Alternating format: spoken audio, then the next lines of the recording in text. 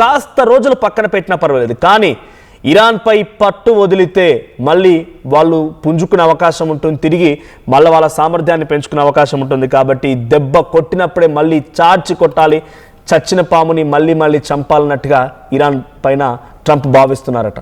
ఇక ఒక్క గురువారం రోజునే అంటే నిన్ననే 837 మందిని మరణశిక్షల నుంచి తప్పించాను, నేను కాపాడాను, నేను లేకపోతే ఇరాన్ ఏమవుతుందో అని చెప్పి ట్రంప్ అంటున్నారట. ఇరాన్ పౌరుల బాధ్యత నాదే అంటున్నారు ట్రంప్. ఇక ఖమేనీ మాటలు వినకపోవడంతో సముద్ర మార్గాల్లో యుద్ధ విమానాలను మోహరించి ఉంచారు ఆయన. సో దీంతో ఇజ్రాయెల్ కూడా అలర్ట్ చేశారు, ఇజ్రాయెల్ కూడా అలర్ట్ అయింది. ఇజ్రాయెల్ కూడా ఈ యొక్క యుద్ధ వాతావరణంలోకి ఎంట్రీ ఇచ్చింది. ఇరాన్లో ఉద్రిక్తతల మధ్య అటు అమెరికా ఇజ్రాయెల్ రెండు కూడా తన నావీ ఫోర్స్ని సిద్ధం చేసుకున్నాయి. సో ప్రస్తుతం మీరు విజువల్లో చూస్తున్నట్టుగా సముద్ర మార్గాల్లో యుఎస్ స్ట్రైకర్ గ్రూప్స్ షిప్స్ రంగంలోకి దిగాయి.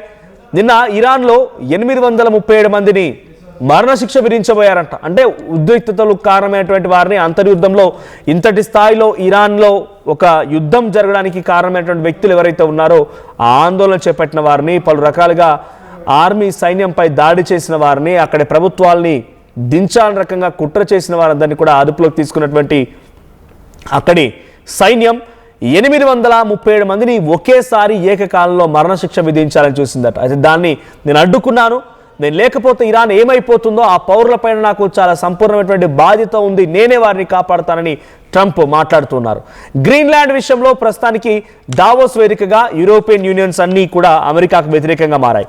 ట్రంప్ నీ ఇష్టం వచ్చినట్టుగా వ్యవహరిస్తే కుదరదు, ప్రపంచ దేశాల్లో ఎవరికి వారికి స్వచ్ఛందమైనటువంటి ఒక దేశాల్లో వాళ్ళ సంస్కృతి సాంప్రదాయాల్లో వాళ్ళకి స్వతంత్రం ఉంది, నువ్వెవరు అక్కడికి వెళ్ళి వాళ్ళని కంట్రోల్ చేయడానికి, అది నాది అని చెప్పడానికి, ఇష్టం వచ్చినట్టుగా నీ పైకి ఎక్కించుకోవడానికి అసలు నువ్వెవరన్నట్టుగా వాళ్ళంతా విభేదించారు. యూరోపియన్ యూనియన్స్ అన్ని కలిసిపోయి అవసరమైతే అమెరికాపై యుద్ధం చేస్తామని ప్రకటించాయి. సో చాలా దేశాలు ఏకమవుతున్నాయి కాబట్టి ట్రంప్ ఒంటరివాడైపోయాడు, అక్కడ వెనక్కి తగ్గాడు. గ్రీన్లాండ్ రేపు కాకపోయినా మళ్ళీ తర్వాత అయినా అవకాశం, నా పక్క దేశమే కదా, యుఎస్ పక్కనే ఉంటుంది కదా ఆ టెరిటరీ, ఆ ఐలాండ్ యుఎస్ పక్కనే ఉంటుంది కాబట్టి ఎప్పుడైనా సరే చాలా ఈజీగా నేను క్యాప్చర్ చేయవచ్చు, కబ్జా పెట్టవచ్చు. కానీ ముందుగా నేను కంట్రోల్లోకి తీసుకోవాల్సింది ఇరాన్. అందుకే 2 రోజుల పాటు కొంత తగ్గినట్టుగా అనిపించినా కూడా మళ్ళీ ఇరాన్పై రెచ్చిపోవడం మొదలుపెట్టాడు. 2 రోజులు కాస్త తగ్గింది. నెతన్యాహు, ఇజ్రాయెల్ అధ్యక్షుడు నెతన్యాహు అటు రష్యా అధ్యక్షుడు పుతిన్తో ఫోన్ సంభాషణ పూర్తయిన తర్వాత నెతన్యాహు ఒక సలహా సూచన ఇచ్చారంట. ఇప్పుడు నువ్వు ఈ సమయంలో దాడి చేయాల్సి వస్తే డెఫినెట్గా రష్యా, చైనా కూడా రంగంలోకి దిగుతాయని చెప్తున్నాయి. నార్త్ కొరియా, కిమ్ కూడా వచ్చే అవకాశం ఉంది. ఈ దేశాలతో ఇప్పుడు ఎదుర్కోవడం చాలా కష్టం. అట్ ది సేమ్ టైం నువ్వు మళ్ళీ యుద్ధాలని చెప్పడం మూలంగా ప్రపంచవ్యాప్తంగా ఆందోళన కలిగించే విధంగా ఆందోళనకరమైన వాతావరణం నెలకొని ఉన్నాయి. ఇది ఒకటే కాదు, ఇన్ఫ్లేషన్ స్టార్ట్ అయింది, నీ డాలర్ విలువ కూడా పడిపోతోంది. నీ విషయం, నీ యొక్క ద్వంద్వ వైఖరి, నీ యొక్క అహంకార బుద్ధి ప్రపంచ దేశాలకు అర్థమైపోతోంది. కాస్త సైలెంట్గా ఉండబోయావా అని చెప్పి నెతన్యాహు ఇచ్చిన సలహా సూచన మేరకు ట్రంప్ కాస్త వెనక్కి తగ్గినట్టుగా అనిపించిన మళ్ళీ గ్రీన్లాండ్ చేజారిపోతోంది. ఒకేసారి రెండు చేజెక్కించుకోవాలనుకున్నారు ఆయన, ఇటువైపు ఇరాన్, అటువైపు గ్రీన్లాండ్. సో ఇరాన్ని చేజెక్కించుకునేటువంటి విషయంలో ఇప్పుడు కాకపోతే ఇంకొక అవకాశం వస్తుందో లేదో.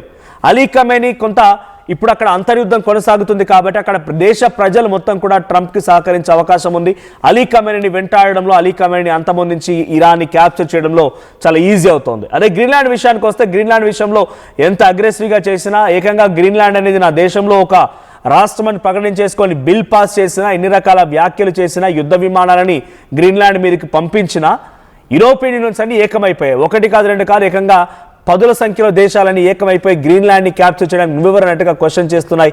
దావోస్ని దీనికి వేదికగా చేసుకొని ట్రంప్ని ఏకిపారేస్తున్నాయి. కాబట్టి ట్రంప్ ఆ విషయంలో కొంత లేట్ అయినా పర్వాలేదు, బట్ ఏదో రోజున గ్రీన్లాండ్ క్యాప్చర్ చేయొచ్చు. కానీ ఇరాన్ మాత్రం వెంటనే చేయాలనుకున్నారు. సో ఇరాన్లో అంతర్యుద్ధానికి సంబంధించిన విషయం మీకు తెలిసిందే. ఇరాన్లో అంతర్యుద్ధం మొదలవడానికి ప్రధానమైనటువంటి కారణం ఆర్థిక మాంద్యం ఏర్పడడం, రియాల్స్ పడిపోవడం. $1 is equals to 14 lakhs of riyals, అంతటి స్థాయిలో విలువ పడిపోయింది. సో గతంలో 47 ఏళ్ల క్రితం డ్యూరింగ్ 1970s అప్పటి వరకు ఇరాన్లో పాశ్చాత్య ప్రభుత్వాలు ఉండేవి, శాల ప్రభుత్వాలు ఉండేవి. సో ఒంటరిగా అంటే ఒక మోనార్కిజం కనిపించేది.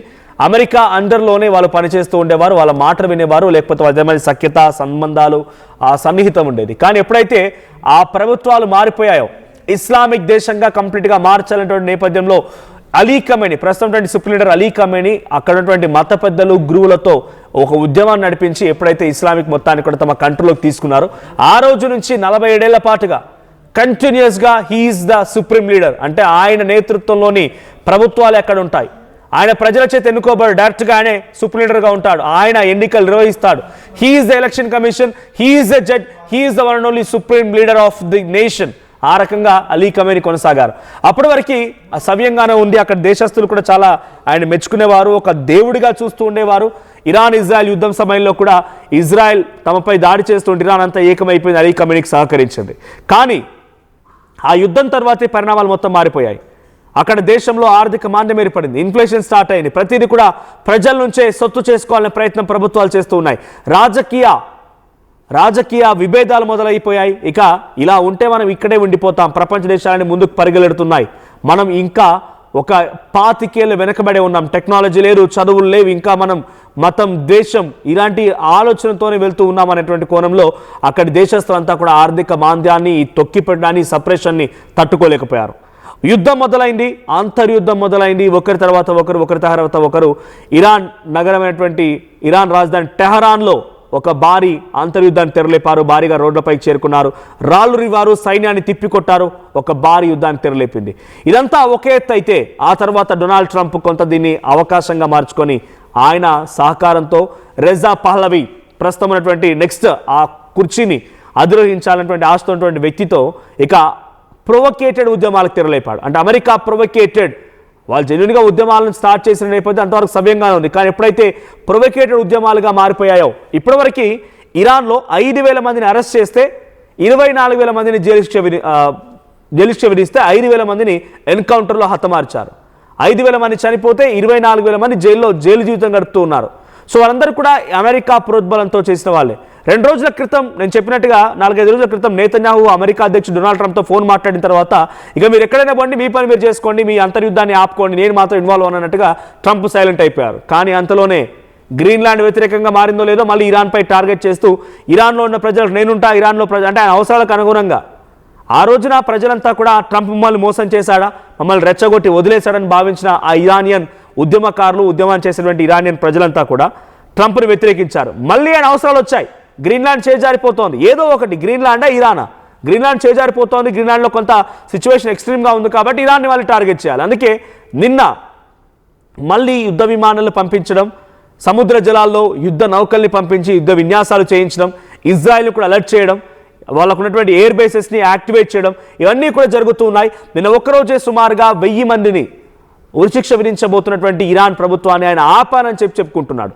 8 దేశాలని యుద్ధాలని ఆపానని నేను నాకు శాంతి బహుమతి కావాలని పదే శాంతి బోధకపు మాటలు మాట్లాడేటువంటి ఈ వ్యక్తి ఇరాన్పై యుద్ధం మీద చేస్తున్నాడు. అంతర్యుద్ధం కదా అది, వాళ్ళ దేశంలో ఉన్నటువంటి యుద్ధాన్ని వాళ్ళు కంట్రోల్ చేసుకుంటారు. Who are you to judge? అసలు ఇది ఆ కాంటినెంట్ కాదు, ఆ దేశము కాదు, పక్క దేశము కాదు, పొరుగు దేశము కాదు, ఎక్కడి నుంచో వచ్చి నువ్వే కంట్రోల్ చేయాలా ఇరాన్లో జరిగే అంతర్యుద్ధాన్ని కూడా. ఇరాన్లో సైన్యం లేదు, ఇరాన్లో ప్రభుత్వాలు లేవు, ఇరాన్లో సామాన్య జనం లేదు, ఇరాన్లో వీటిని విభేదించే వాళ్ళు లేరా? అక్కడ నుంచి వచ్చి ఏదో ఒక టాక్టికల్ గేమ్స్ని ప్లే చేసి ఇక్కడే ఆయన ఇటువంటి కుట్రలు పన్నాలనే రకంగా ఆలోచన చేస్తూ ఇరాన్పై మళ్ళీ యుద్ధానికి తెరలేపుతున్నాడు. ఒకసారి నిన్న సముద్ర జలాల్లో వచ్చినటువంటి ఆ యుద్ధ విమానాలకు సంబంధించి యుద్ధ నౌకలు, వాటిపైనటువంటి ఎయిర్ క్రాఫ్ట్లు మనం చూస్తున్నాం. సో అక్కడ బ్లూ కలర్లో కింద మీకు కనిపించేవన్నీ కూడా అవి యుద్ధ విమానాలు అండ్ యుద్ధ నౌకలే. నేవీ ఫోర్స్ సిద్ధం చేసింది, ఇజ్రాయెల్ కూడా యాక్టివేట్ అయింది. ఇజ్రాయెల్, అమెరికా నేవీ ఫోర్స్ అన్ని కూడా ఇప్పుడు టువర్డ్స్ ఇరాన్ వైపుగా మరలుతూ ఉన్నాయి. అంటే అరేబియన్ సముద్రం మీదుగానే ఇరాన్ వైపు దాడి చేయాలి, లేదా డైరెక్ట్గా ఇజ్రాయెల్ నుంచి దాడి చేయాలన్న ఆలోచనతో ఉన్నా కూడా చాలా డెఫినెట్గా ఒక బిగ్గెస్ట్ సిచ్యువేషన్కి, అంటే ప్రిసైజ్ టార్గెట్స్, మిసైల్స్ని ప్రయోగించి దాడి చేయాల్సి వస్తుంది. అన్నిటినీ సిద్ధం చేసింది అమెరికా. ఇరాన్ వినిపోయి తమ మాట విని తమ కంట్రోల్లోకి వచ్చిందా సరాసరి, లేదనంటే దాడి చేస్తామన్నట్టుగా ట్రంప్ మళ్ళీ హెచ్చరిస్తున్నారు. అక్కడి ప్రజల్ని తనకు అనుగుణంగా అక్కడ జరిగే ఉద్యమాలని మార్చుకోవడంలో ట్రంప్ చాలా విశ్వ ప్రయత్నాలు చేస్తూ వాటిని సఫలీకృతం అవుతున్నారని చెప్పాలి. సో నిన్న వచ్చినటువంటి యుద్ధ విన్యాసాలకు సంబంధించి ఆ విజువల్ చూద్దాం. At the same time America నిజంగానే ఇరాన్పై దాడి చేయాల్సి వస్తే రష్యా, చైనా, నార్త్ కొరియా